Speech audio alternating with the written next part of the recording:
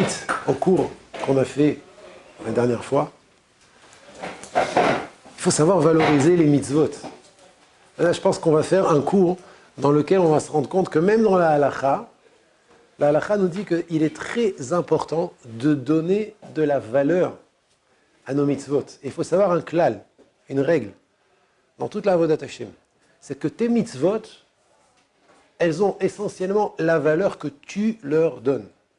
Ça veut dire, si toi, à tes yeux, ta mitzvah, elle a de la valeur, alors dans le ciel aussi, dans le tribunal céleste, on considère que cette mitzvah, elle a plus de valeur parce que tu lui donnes de la valeur. De faire attention à la halakha, de vouloir bien faire les mitzvot, ça fait partie des choses qui montrent qu'on a de la valeur. À nos yeux, les mitzvot, elles ont de la valeur. Alors là, par exemple, on va dire quelques halakhot ce soir qui montrent combien les mitzvot, elles sont importantes. Donc on a dit, la dernière fois, qu'il y a une mitzvah de recouvrir les chalot au moment du kiddush. Et on a donné 3 raisons. Allez, on se fait un petit kiff. Qui c'est qui se rappelle des 3 raisons? Personne?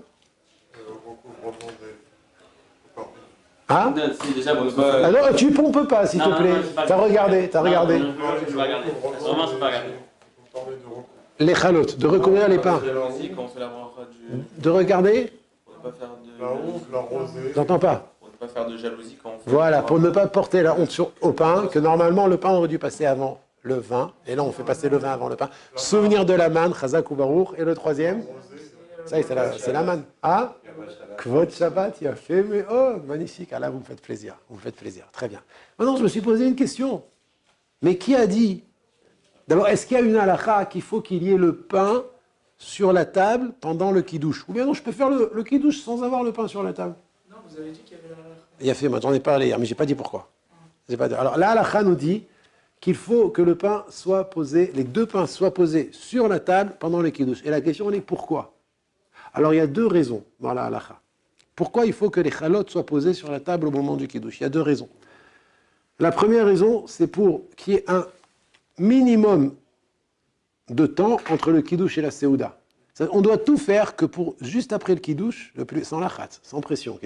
Et si on veut faire une bracha, on peut aussi. Il y en a au contraire, il y en a qui ont l'habitude de faire des brachot entre le kiddush et le motzi pour arriver à 100 brachot. Car on sait tous qu'il y a une mitzvah de réciter 100 brachot par jour. Et le Shabbat, il y en a moins parce que la mida elle est plus courte. Donc on a l'habitude, certains ont l'habitude de faire des brachot entre le kiddush et la séouda. C'est très bien. Mais d'un autre côté, on sait très bien qu'il y a une halakha qui s'appelle kiddush bimkom séouda. Il faut que le kiddush et la séouda soient au même moment, ça veut dire l'un après l'autre, et au même endroit. Donc, il y en a, alors première raison, c'est pour cette raison qu'on met les chalot sur la table au moment du kiddush, afin de diminuer au maximum le temps entre le kiddush et la séouda pour qu'on puisse respecter la halakha qui dit que le kiddush et la séouda doivent être smuchim, doivent être proches l'un de l'autre. Ça, c'est la première raison. Donc ça fait partie des ilchot kiddush comme séouda. Donc la raison pour laquelle il faut qu'il y ait le pain à table pendant le kiddush, c'est pour qu'on puisse faire tout de suite après la séouda. Ça s'appelle kiddush comme séouda. Et la deuxième raison, on l'a dit, c'est zecher laman. Ça veut dire, pour qu'on puisse faire zecher laman, il faut qu'il y ait des chalot. S'il n'y a pas de chalot, on ne peut pas les recouvrir. Donc pour qu'on puisse les recouvrir et se rappeler de la manne, la halakha nous dit, mets le pain à table pour que tu les recouvres et que tu te rappelles de la manne. Ça, c'est clair? Donc 2 raisons pour lesquelles, je fais un petit examen après, voir si vous vous en rappelez. Alors, est-ce que c'est clair pour tout le monde? Donc 2 raisons pour lesquelles il faut que le pain soit sur la table au moment du kiddush recouvert. D'accord? Jusqu'à quand on doit laisser le pain couvert? Alors, il y a 2 coutumes. Chez les Ashkenazim, jusqu'après le motzi. Chez les Sfaradim, jusqu'après le kiddush. Ça veut dire, la halakha demande que le pain soit recouvert jusqu'après le kiddush. Une fois qu'on a fini le kiddush, on peut découvrir le pain. Quand les gens vont faire Netilat Yadayim, on peut laisser le pain déjà découvert. Le principal, c'était au moment du kiddush. Ça va? Après le motzi, c'est-à-dire juste avant le motzi quand même, il faut le découvrir pour pas l'avoir raté. Ah non, justement. Après, Et non, justement. Il prend les 2 pains sous la nappe, en les soulevant, et après, une fois qu'il a fini, il découvre et il coupe. D'accord? La question est très bonne. Benjamin, tu veux dire quelque chose? Et Aaron? Il y a un problème, il ne voit pas le pain quand il fait la bracha dessus. Qui a dit qu'il fallait voir le pain? il faut le toucher. Vous n'avez pas dit qu'il fallait... Comme il a dit Jérémie, il le prend. Maintenant, il y a beaucoup de poskim qui disent qu'il faut qu'il le lève quand il dit Baruch Ata Hashem Elokeinu Melech. Il le lève. À Olam, il peut le lever avec la nappe. Mais les Sfaradim, ils font la bracha du moti depuis le début, quand le pain est déjà découvert. Ça va? Continuons dans les lois du Kiddush. Rabotai. Maintenant, on arrive au halachot concernant le verre du Kiddush. Concernant le verre du Kiddush, David, t'es avec moi? Il y a 5 halachot.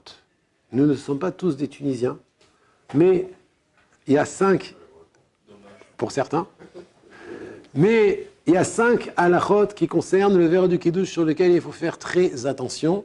Et encore une fois, quand on fait attention à ces halachot, on valorise notre Kiddush, et donc notre Kiddush, il vaut plus. C'est une mitzvah qui a de la valeur, plus de valeur encore. Première halacha, il faut que le kos, le verre, contienne minimum 86 millilitres. 86. Gamatria de kos, c'est combien? Kaf, c'est combien? 20. Vav, c'est combien? 6. Samer, c'est combien? 60. Combien ça fait en tout? Oh là là là là, mais elle est belle la Torah, elle est magnifique. Kos, c'est le Kiddush, 86 millilitres. Donc minimum 86 millilitres. Je ne rentre pas dans la marloquette entre le Chazonish et le Grach Naé, le Gaon Rabbeinu Chaim Naé. Est-ce qu'il faut 86 ou plus? C'est une marloquette, comment on mesure? Ça, c'est une souga qu'on dira une prochaine fois. Donc, ça, c'est la première halakha, que le verre contienne 86 millilitres. Deuxième halakha, qu'il faut laver le verre avant le kiddush, hein, à l'intérieur et à l'extérieur. Ce n'est pas la peine de frotter avec du savon et une éponge, juste passer sous le robinet à l'intérieur et à l'extérieur, selon le langage de nos sages. Madicho mi bifnim ve shotfo mi bachutz. Adachash tifa. Adachash tifa, c'est rincer en français. Donc c'est bien, il faut qu'une fois que le verre arrive à table, il soit rincé. Et à l'intérieur et à l'extérieur. Troisième halakha, remplir le vin jusqu'en haut. Ça aussi, il y a des marloquettes. On est possède qu'il faut remplir le verre jusqu'en haut. En hébreu, ad gedotav. Pas à moitié, il faut le remplir entièrement. Alors non, c'est sûr que si le verre ne contient que 86 millilitres, ça ne suffit pas. Il faut le remplir entièrement. Et selon la Kabbalah, il y a un inyan de le remplir entièrement parce qu'il y a marqué dans le Passouk Kos malek et birkat Hashem. Un verre rempli, ça fait descendre la bracha d'Hashem. Les 3 gouttes d'eau, c'est pas me'akev la halacha. Selon la halacha, c'est selon la Kabbalah qu'on met 3 gouttes d'eau, alors que le verre rempli, c'est même selon la halacha. Pourquoi on le remplit? Ah, pour les gouttes. Pourquoi ils mettent? Parce que le vin, ça représente le din, et l'eau, ça représente la rachamim, et donc on veut mélanger la rachamim dans le din. D'accord? C'est la Kabbalah. Pardon? L'eau? Chesed. D'accord. Il dit l'eau, c'est le chesed. Il est Mekouba, le Khanan. Moi, je ne suis pas Mekouba. Je ne connais pas la Kabbalah, je suis désolé. On en était à la Jérémie. Si une de ces conditions n'est pas faite, du coup, on n'est pas quitte du kiddush. Oh, excellente question, excellent. Alors, on va voir qu'il y a des choses qui font qu'on n'est pas quitte du kiddush, et il y a des choses qui sont que les khatrila, mais bediavad, si on n'a pas réussi à les faire, alors on est quand même quitte du kiddush. Et je vais dire après c'est quoi les choses. 4e chose, il faut que le verre soit entier, pas ébréché, pas fissuré, et forcément pas cassé. Ouais. Ben, il y a des verres cassés dans lesquels on peut faire le kiddush. Non, il faut que le verre soit entier. Et 5e chose, il faut que tu prennes du vin qui ne soit pas en hébreu pagoum, qui ne soit pas abîmé. C'est quoi un vin abîmé? Je parle pas maintenant de la qualité du vin. La qualité du vin, on verra plus tard. Mais je parle que le vin ne soit pas un vin pagoum. C'est quoi un vin pagoum, Rabotai? C'est un vin qui provient d'un ustensile duquel quelqu'un a bu dedans, de ce vin. D'accord? Ça peut être un verre que quelqu'un a bu du verre. Ça peut être une bouteille que quelqu'un a bu de la bouteille, même si avec ses lèvres, il n'a pas touché la bouteille, il a juste versé. Et même s'il a pris avec une paille, dans tous les cas, le reste est appelé du vin pagoum, du vin abîmé, et il est interdit, inconsommable pour le kiddush. Il y a une manière de le rendre caché, de le rendre apte à la mitzvah du kiddush. Voilà, 5 halachot. Je répète, la mesure du verre, 86 millilitres, rincer le verre à l'intérieur et à l'extérieur, que le verre ne soit pas pagoum, le verre ne soit pas, cassé, ébréché, fissuré, le vin remplir, et le vin qui ne soit pas pagoum. Quand je parle du vin qui ne soit pas pagoum, je ne parle pas maintenant de la qualité du vin, la couleur du vin, l'odeur du vin, ça c'est d'autres halachot qu'on verra plus tard, Bézant Mais Hachem. pourtant, on doit donner le vin à sa femme. Une fois que tu as fait la mitzvah du kiddush, oui. Ah, ouais, ah, Ça s'appelle sherit mitzvah. ah, d'accord. ok. La question est très bonne. La question est très très bonne. Il y en a qui veulent que même les invités ne boivent pas du vin pagoum. Alors tu as raison, on verra de quelle manière on peut faire en sorte que les invités aussi puissent boire du vin qui n'est pas pagoum. Mais la halacha, ça suffit que celui qui a fait le kiddush a bu du vin qui n'est pas pagoum. La question est très bonne, oui. Je pense avoir mal compris, mais du coup, quand on prend une bouteille de vin, on l'ouvre, on se sert, on refait qui douche le lendemain sur le même vase, il n'est pas bon. Non, parce que j'ai dit, il faut que tu aies bu. Il faut qu'on ait bu de la bouteille, soit au goulot, soit même sans toucher, mais tu as versé directement dans ta bouche, soit tu as pris avec une paille, mais quand tu as versé dans un verre, le reste, ça ne s'appelle pas tu as bu de cette bouteille. Bu de cette bouteille, c'est quand tu as bu véritablement de la bouteille, même avec une paille. Mais quand tu as versé de cette bouteille dans un verre, ça ne s'appelle. Le reste de la bouteille n'est pas pagoum. Parce que tu as versé dans un verre avant de boire. Mais la paille, elle a servi de Kelly comme le verre. Non, ça s'appelle pas. C'est pas comme un verre. C'est pas comme. La paille n'est pas comme un verre. C'est pas un intermédiaire. C'est pour passer de la bouteille à ta bouche, mais c'est pas un intermédiaire comme le verre. Le verre, c'est un autre cli. Le verre, c'est un cli qui a fait intermédiaire entre la bouteille et la bouche. Mais la paille, c'est la continuité de la bouteille. L'extension de la bouteille. Non ? Extension de la main. Elle est bonne, non ? Très bien. Ça va. Alors maintenant, Jérémie a posé une excellente question. Est-ce que ça rend le kiddush, lesquels de ces 5 halachot ne sont comment on dit, mais akvot en français, ça veut dire, non, plus que ça, c'est que si tu n'as pas respecté, nécessaire, et si tu n'as pas respecté la halacha, tu t'es pas acquitté du kiddush, et lesquels ne sont que les chatrila. La première, elle est me'akevet.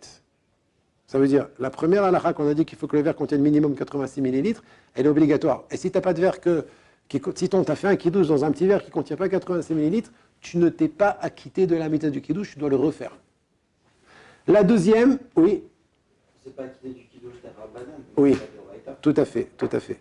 C'est du kiddush d'Arabanan que je parle, tu as raison. Okay.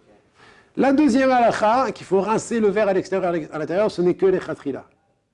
Si tu as oublié, et que tu as fait directement le kiddush, Bediavad, tu es acquitté du kiddush, mais tu n'as pas fait la mitzvah comme il fallait. La troisième halakha qu'il faut remplir jusqu'en haut, c'est que les chatrila. C'est pas me'akev, ça veut dire si tu as fait ton kiddush avec un verre de vin à moitié, ouais, mais il y a dedans quand même. Il y a dedans quand même revi'it, 86 millilitres. Alors, tu n'as pas fait les chatrila, tu n'as pas rempli le verre jusqu'en haut, mais tu as quand même fait la mitzvah, donc tu t'es acquitté. La quatrième halakha, qui concerne le verre, c'est sûr que ce n'est pas me'akev. Par exemple, quelqu'un qui n'a qu'un verre ébréché, ouais, alors il peut faire les chatrila, il peut faire le kiddush dans un verre ébréché. Même, vous savez qu'il y a des superstitieux, enfin, il y en a qui disent qu'il ne faut pas boire d'un verre qui est ébréché, ouais, au bord.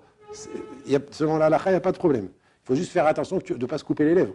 Mais sinon, il n'y a aucun problème de boire dans un verre ébréché. Pour le kiddush, non. Les chatrila pour le kiddush, non, mais c'est pour la mitzvah. Ce n'est pas parce qu'il y a un problème de boire dans un verre ébréché. Et enfin, la cinquième halakha qui était que le yaïn, le vin ne soit pas pagoum, je ne sais pas. Alors, on va le redire, je ne sais pas des fois. Hein. Je suis mistapek. Si quelqu'un a fait un kiddush avec du vin qui était pagoum, tsarich iyun, est-ce qu'il s'est acquitté de la mitzvah ou il ne s'est pas acquitté de la mitzvah? Donc ce que je propose pour l'instant, c'est de demander à quelqu'un qui n'a pas encore fait les kiddush de le faire et de penser à t'acquitter, si jamais ça t'est arrivé. C'est bon? Messieurs, je vous salue.